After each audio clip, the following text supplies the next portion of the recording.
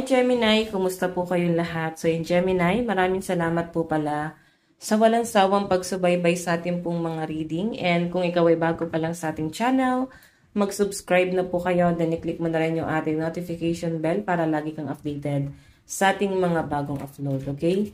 So hayan Gemini, sa mga interested naman sa ating private reading and rituals, nasa description box below lang po yung link. Message nyo lang po ako, okay? So, tignan natin, Gemini, ganap sa inyo, by the way, take what resonate and leave what doesn't. Since general reading lamang to, okay? So, yan. Gemini, Sun, Moon, Rising, and Venus sign. Gemini, Sun, Moon, Rising, and Venus sign. Timeless po pala yung reading natin, guys. Gemini. So, meron tayong Five of Pentacles. Lost. Okay. Loss, hard times, concern, desperation, and poverty. So, iba sa inyo guys, parang hindi ka nakokontento. Okay? May mga bagay dito na hindi naman kontento na parang, alam mo yung negative, no? Hindi ganun yung nakikita ko doon. Yung tipong, I think sa career mo to, parang napapaisip ka na parang may something pagdating sa career mo and parang you want something more kasi hindi ka masyadong nasasatisfy doon sa company. So, alam mo kasi yung, ano mo eh, alam mo yung bagay na deserve mo. Na parang, hindi mo deserve tong bagay na to, na parang hanggang dito lang. So, parang gusto mo ng something na mas okay and mas ayos yung sahod. Okay? Iba sa inyo guys, Gemini, pwedeng pahinga. Yun yung pinapakita sa akin dito. Pwede doon ko sa point na nagpapahinga ka pagdating sa trabaho mo. Baka iba sa inyo, naghahanap ka ng maayos na trabaho ngayon, wala kang trabaho, so naghahanap ka ng mas magandang trabaho. Or yung iba naman dito guys, pwede nag-iisip ka kung ano pa yung pwede mo maging side hustle. So, pwede naman guys, medyo naboboard ka pagdating sa career mo kasi parang feeling mo may something na basta parang feeling mo pinagkakaisahan ka. Ganon. Okay? Parang ginagamit ka. Ganyan yung pinapakita sa akin. And nahihirapan kang makuha yung success pagdating dito sa career mo, Gemini. Okay? Tingnan pa natin, Gemini.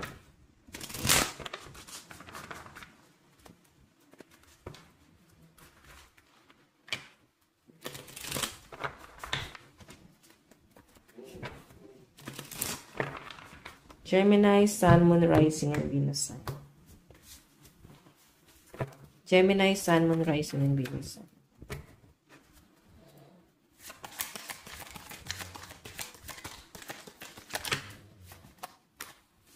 Okay, ang daming lumabas sa card. Gemini, Sun, Moon, Rising, and Venus sign.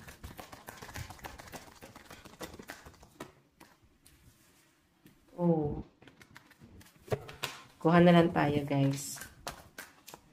Meron tayong, ayan, the Hierophant. May nakikita ako dito, guys, may gusto makipag-usap sa inyo. Siguro meron siyang gustong klaruhin, lalo na pagdating sa career mo or sa mga bagay na naguguluhan ka. Okay? So, may nakikita ko dito, guys, parang confrontation. So, eto, guys, ay magpapalinaw sa inyong isip at sa inyong mga mata. Kung parang feeling mo medyo frustrated ka pagdating sa career mo. Oo. Gusto mo nga ng something more, diba? So, yung pinapakita sa akin dito, guys, may pag-uusap dito. I think patungkol to sa responsibilities. Kung paano nyo pa, guys, magiging, parang gagawing solid yung pagsasama nyo ng person mo para sa inyong mga responsibilidad. Okay? Kung paano nyo, guys, kung paano nyo, guys, mas gagawing kapaki-pakinabang yung bawat isa, na parang hindi lang dapat ikaw yung inaasahan at hindi lang siya dapat yung inaasahan. So, parang kailangan may pagkakaisa talaga. Yan yung pinapakita sa akin dyan, Gemini, okay? Tignan pa natin Gemini, Sun, Moon, Rising, and Venus.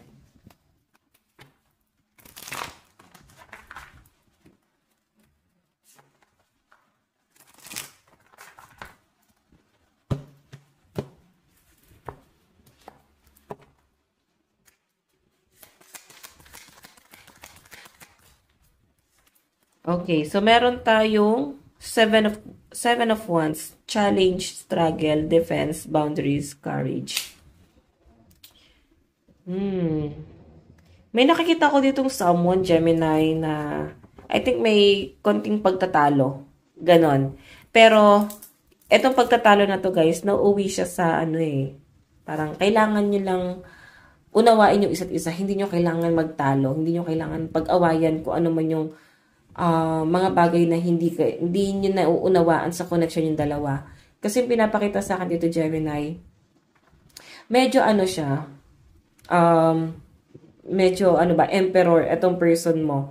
So meron pa mamamagitan sa inyo para ayusin itong problema nyo. Pwedeng mga anak, no? Yung pinapakita sa akin dito, guys, nahihirapan ka na ayusin tong connection yung dalawa kasi una sa lahat, ang hirap niyang pakisamahan. Pero guys, kung pakikinggan nyo lang, kung pag-uusapan nyo lang ng heart to heart, no? Parang pwedeng maunawaan nyo kung ano yung hinanakit ng person mo. At mauunawaan ka rin ng person mo. Pwede kasi guys, nasarado na yung isip ng person mo. Kasi dito pa lang, Gemini, defensive na siya. Ayan no. Parang mas lalo kang pinahihirapan na tong person na to. Mas lalo niyang pinapabigat yung pinagdadaanan mo. Ganyan yung pinapakita sa akin dyan. Tingnan pa natin.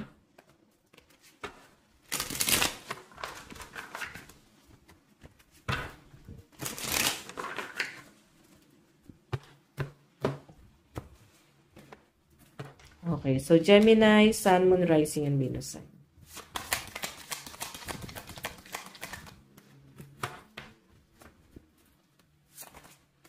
Kasi parang talagang pinahihirapan ka ng person mo lalo na pagdating sa pera. Mahirap din siyang kausap. Pero guys, ang pinapakita kasi sa akin dito, Gemini, parang kailangan mo lang lawakan yung pang-unawa mo doon sa sitwasyon. Hindi ko man sinasabing parang kailangan mo siyang pakisamahan. Alam naman natin ng Gemini, medyo martyr yan sa relasyon. Siyempre, bigyan mo rin siyempre ng kalayaan yung sarili mo. Mahalin mo siyempre yung sarili mo. Hindi mo kailangan magpaka-martyr dito. Kung sa tingin mo below the belt na yung mga nangyayari, kung below the belt na yung magtrato sa inyo ng person mo, so ano pa yung gagawin mo? Diba? Kailangan mo nang umalis.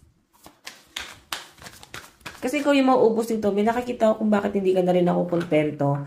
Dito kasi, dito sa connection na to, kasi parang wala rin naman say-say Walang pagkakaisang nangyayari. Tignan natin. Gemini, meron tayong Ace of Wands.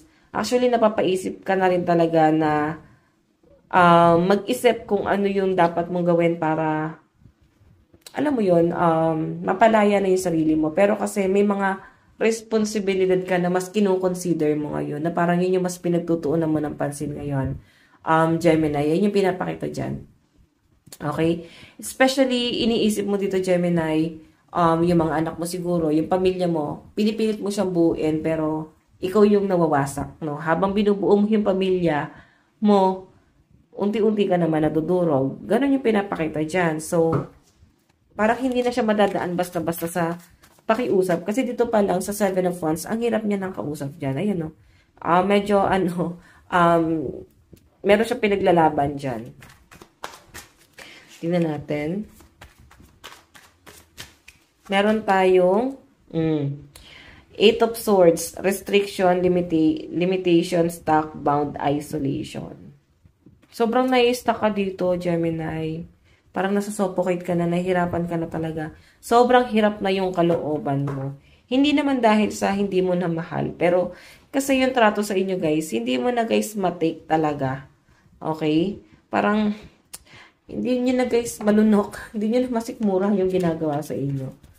Okay? Parang maski aso hindi kayang tumagal dito sa taong to. Mawawala talaga yung loyalty mo. Parang ganon. Tignan pa natin, meron tayong Four of Pentacles. Ang pinaka-issue talaga ng Gemini, yung pera nila. Kung sakaling i-give up mo tong taong to ng tuluyan, pwedeng ikaw din yung magsasuffer. Ganon yung pinapakita sa akin dito. So, kung bakit ka mag-i-stay, kasi may pinangahawakan ka dito na kailangan mo tong gawin para sa ikabubuti ng lahat. Parang ikaw yung nagiging alay dito, Gemini. Okay? Pero kung makikita mo yun, stuck ka dyan, no? Tignan pa natin. Gemini, Sun, Moon, Rising, and Venus sign. Gemini, Sun, Moon, Rising, and Venus sign. Meron tayong, wow, Ace of Cups. May nagmamahal sa inyo. May nagbibigay sa inyo guys ng inspirasyon. Ibig sabihin, may support ka naman na nakukuha galing sa ibang tao.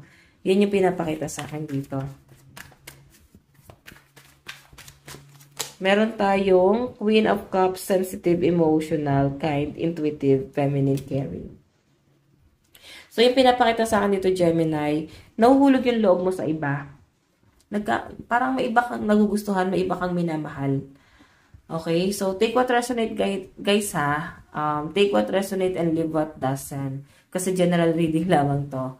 Okay? Yung malinaw kasing pinapakita sa akin dito, guys, hindi maayos yung pamilya.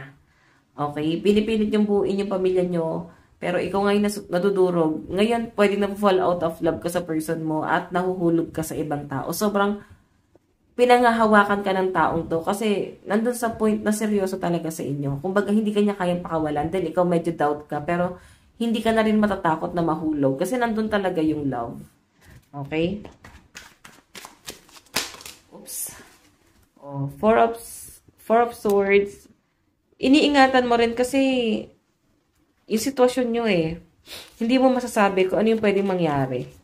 Yun yung pinapakita dyan. Meron tayong, may nag-aantay talaga sa inyo, oh, Three of Wands. Ito yung person na pwedeng, ex-husband or ex-wife. Ganun yung pinapakita sa akin dito, guys. Nag-aantay siya sa inyo. Okay? Pwedeng ang ginagawa niya lang sa inyo, Gemini, is parang ginigipit ka lang niya. Kasi hindi niya matanggap sa sarili niya na siya yung may pagkakamali. Pero sa totoo lang, guys, siya talaga may pagkakamali kung bakit nangyayari ito sa iyo at sa pamilya niyo. Hindi niya lang talaga matanggap. So, tignan natin, guys, pagdating sa love life mo. Meron tayong showing out. I'm acting like I don't care about what happened between us, but I just want to appear unbothered. So, ito yung person na kadil mo, yung selfish, yung tipong, siguro ito yung ex-husband mo, ex-wife mo, nakikita mo kasi siya na, basta na-fall out of love ka sa taong to. Ito yung person mo na komplikado, na na-fall out of love ka kung bakit ka nahuhulog sa iba.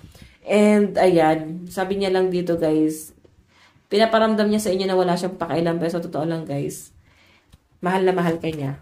Okay, kahit nasasaktan ka. Meron tayong you're my favorite. You're the person I want to call when something good or bad happens. The first thought when when I have news to share, you're my first son. You're my favorite. Ayan. So, hinahanap-hanap pa rin nito yung presensya mo eh. Baka suyuin ka rin nito. Twin flame.